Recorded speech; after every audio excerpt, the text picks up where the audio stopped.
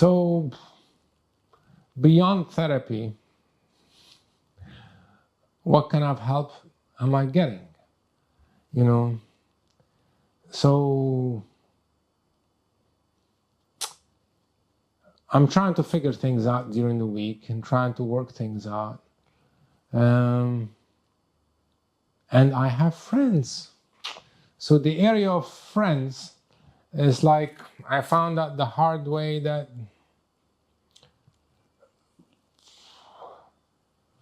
how close I am to the person and how much mutual love there is not necessarily an indication that they're a good person to talk to.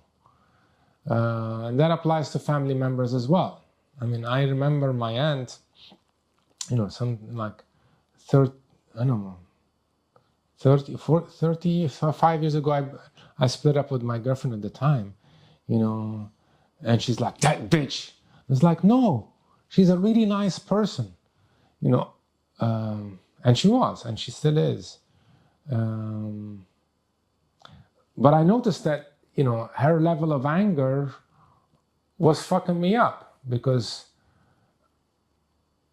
we split up and she broke up the relationship, but it was obvious that to me it wasn't coming from a place of trying to hurt me.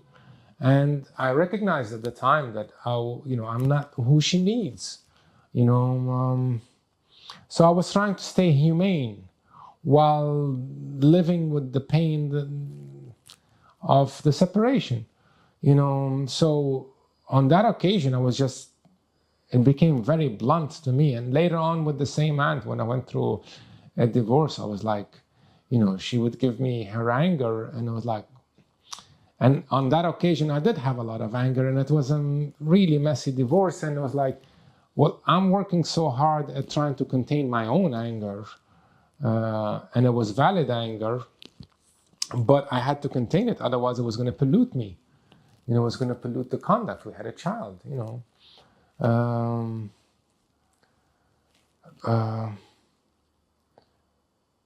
So with time, I started to be very conscious of who can I talk to. As opposed to impulsively, they ask me how I am and they're interested, and I would tell them. So today I'm very cautious of who can I talk to for so many reasons. At this stage, I'm so much into this inner work that some people don't even like the idea of therapy. Some friends is like, what the fuck, man? That's just, no. Friends who wouldn't go to therapy themselves are, all of that matters. All of that matters whether it's a good idea to open up and share, and it's not because they don't care. There is a tendency in my loneliness of struggling and trying to figure things out or trying to just share. There's I feel it like a need to be hugged and embraced, except I'm an adult, I'm a big guy. I'm not going to be cuddled like a 3-year-old who's going to an adult. I might feel to myself like a 3-year-old, and that's what's coming up. But I'm in this big bulky body, but I'm conscious that this is what the impulse is. Sometimes I want to talk and I want to share in such a way that I want to be soothed. But for some people, that's like hard to see and hard to experience. It's because they get it. It's because of their love for me, and sometimes they might do things or say things or react in such a way that feels dismissive to my approach to myself. I'm very convinced about what I need, but it's when I get into trying to get it from them that things get messy. And it's good to reflect on things afterwards. because it's annoying for me when they dismiss the approach that I'm taking, but in fairness to them, it might be triggering them too, or that's just not how they deal with life, or for like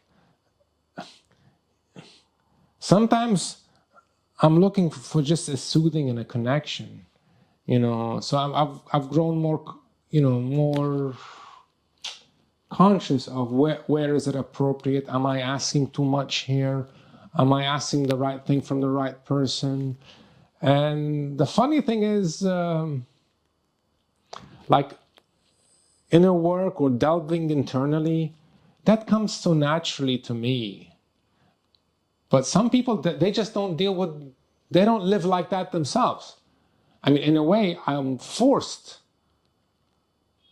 to go in to try to figure out what the inner world needs.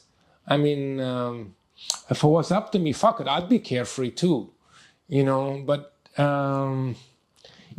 things hurt, it's the equivalent of sitting down with somebody, suddenly you have a pain. Well, you want to figure it out. You want to see what works with it, but if you're sitting with somebody who hasn't experienced that kind of thing, trying to explain it to them,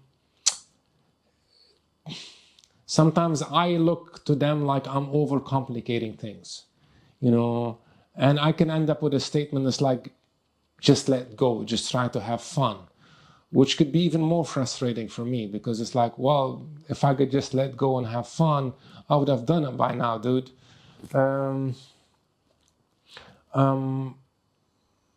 But be cautious of what I'm bringing into the meeting.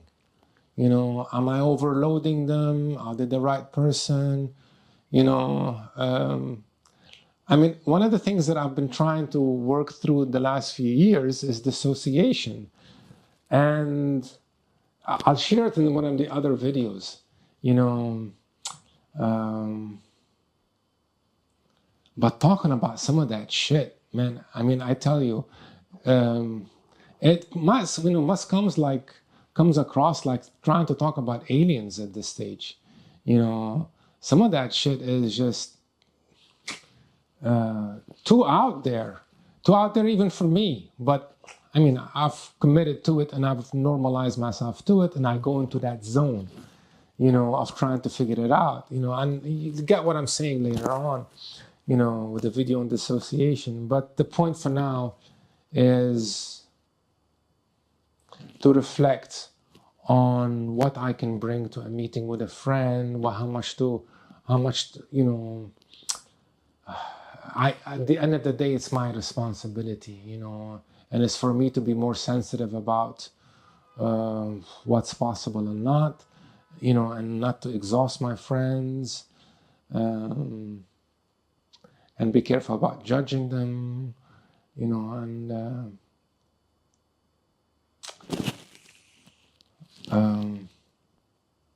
yeah, maybe you should guys go talk to my friends and ask them, what am I like, do I exhaust them or not? But yeah, look, at the end of the day, beyond therapy,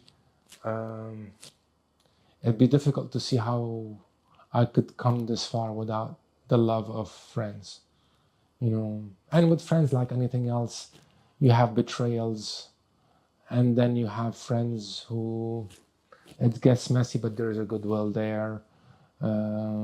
Anyway, it's more life stuff. There is only so much that can be worked throughout in therapy. There's only so many therapy sessions I can have for so many different reasons, So thank you, friends, and thank you, different friends. Thank you, Lara. Thank you, Sami. Okay, that's enough for now.